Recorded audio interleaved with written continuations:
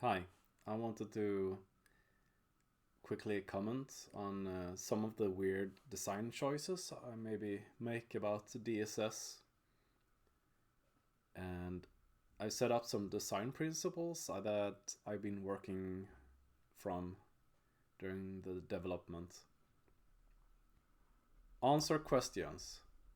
So, what I mean with this is I spent so far maybe 11 years on this game, and I think if I'm gonna spend all this time, I don't want to do some clone or something else that everyone has done. I want to try something new.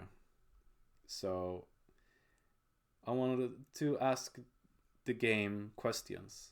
And that's my design principle. I don't know how the game is going to look like. I just have a what if scenario. And then I try it out. So one of the questions I had recently is what if you have to move around the gold in the game? You don't have like a general gold pile like in most strategy games, but the gold is physical, and you have to move it around. Also, the enemy maybe can grab the gold when it's moved. So then I'm gonna make some bank system and try it out. Um, this is also part of how I can keep on working for many years, because then I keeping some entertainment for myself as a developer, because I don't know what's gonna be around the next corner. It's gonna be interesting to try out. The next principle is saying yes. So uh, this has mostly to do about the limitations of games. Um, I try to make the game have less limits than most strategy games. So, can you always add more soldiers to your army? The answer is yes. Can you make a city larger? The answer is yes. There are some soft limits in the game, like food and water, but in general, there are not much of a limit to how large anything can get. Um, Many strategy games use limitations like happiness to uh, put a bit of a stranglehold on the player to not escalate too quickly and break the game. But I'm avoiding that type of regulations of the play. About being complete, I have pretty big plans for the game moving forward. So, um, and I like doing things in chunk. I maybe focus on war and do that for a while, then I focus on the city building and do that for a while, and so on. So, yeah, I often get comments on why didn't you do this, but the answer is often just I haven't gotten around to do it yet. I'm getting to it eventually. Which gets me going on the fast iteration. So I want to make this like impossible huge game. So I need to put as little as possible of limitations on myself to quickly try out new stuff and add stuff and so on. So that's one of the reasons why the menus are very simple. The menus are designed so I can just add a list of text and it just appears in the game. It's almost no job to change around and edit the menus. It's very quickly done, and this makes it much faster and easier to try out stuff. If I made awesome menus, then that would be a big break on the game, and I will have to focus more on the art style and so on. But I want the development to be rapid and experimental. And the same goes for the voxel style.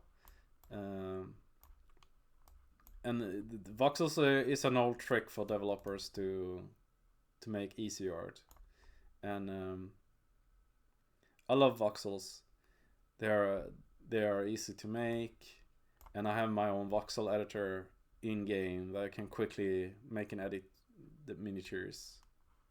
And I can also easily combine, like how I do the flags. I combine them with the RTDo for the flag is combined with the voxels, and so on with the miniatures.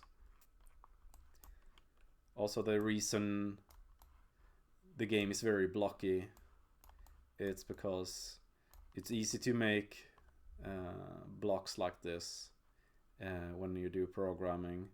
If it's gonna be round and soft, that's always gonna be extra job to keep track of. But now, yeah, everything is just designed to be fast to do for me as a developer. I have an in-game editor here.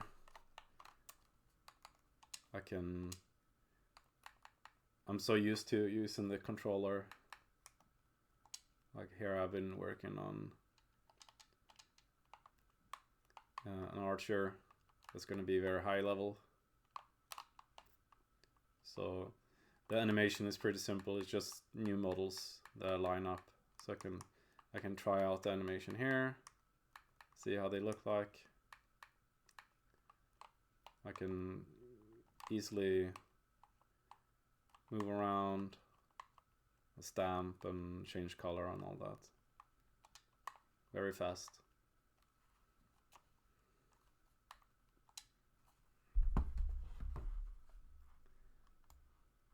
So quickly about self-going.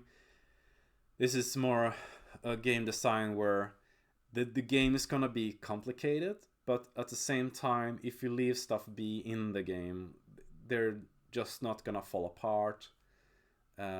You as a player, there's no demand on you always micromanaging everything.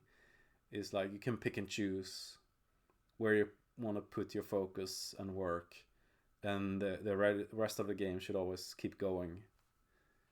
And I think that could be an interesting way to do a very deep and complex game that is at the same time not too hard to get into.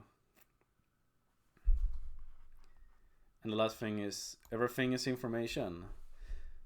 So what I mean with this, so I have got some complaints of having sparse areas that are empty, but I think